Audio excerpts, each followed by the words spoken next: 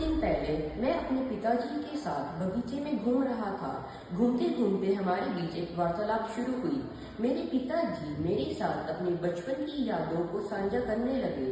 उनकी बचपन की यादों को सुनकर मैं भी अपनी बचपन की यादों में खोने लगा।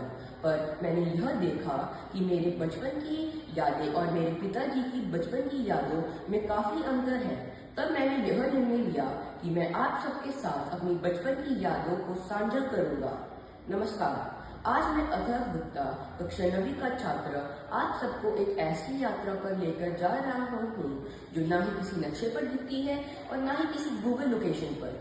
यह है मेरी बचपन के दिनों की यादें, जहाँ मेरा बचपन की गलियों से अभिप्राय मोहल्लों की गलियों से नहीं बल्कि उन जगहों से है जहाँ मैंने अपना बचपन व्यतीत किया।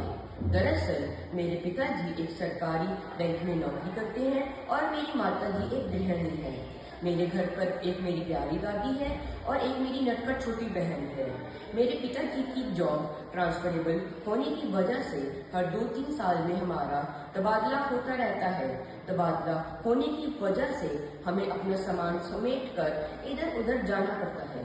तबादला, नया घर, नई जगह, नए दोस्त, नया स्कूल, सब कुछ नया। इस सफर की शुरुआत 2 मार्च 2012 को हुई, जब मेरा जन्म हुआ। उस समय हम चंडीगढ़ में रहते थे। वैसे तो मुझे अपने पहले 2-3 साल के बारे में कुछ ज्यादा याद नहीं, पर मेरे को मेरी प्यारी दादी बताती है कि कैसे वो और मेरे स्वर्गीय दादाजी मुझे इधर उधर घुमाने के लिए लेकर जाया करते थे।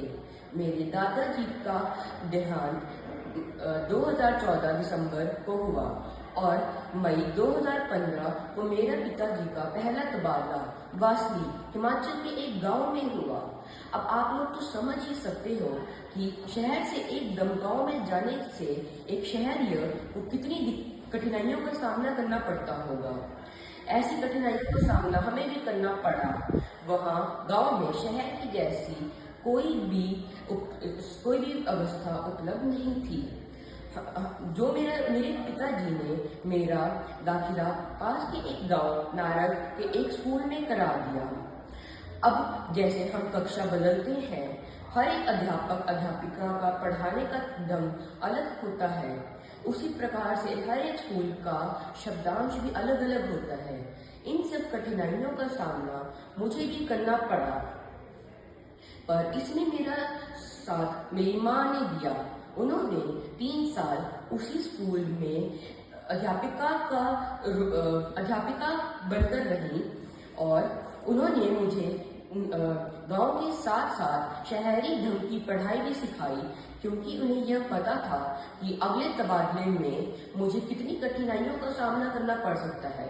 और जैसे मैं शहर से गांव में आ गया था, मेरे सारे मित्र शहर चंडीगढ़ में ही रह गए। अब मैं अपना स्कूल का समय तो किसी न किसी तरीके से पढ़ाई में व्यतीत कर देता, परंतु घर में जाके मैं बहुत कठिनाइयों का सामना करता, क्योंकि मेरे साथ मेरे खेलने के लिए कोई होता ही नहीं।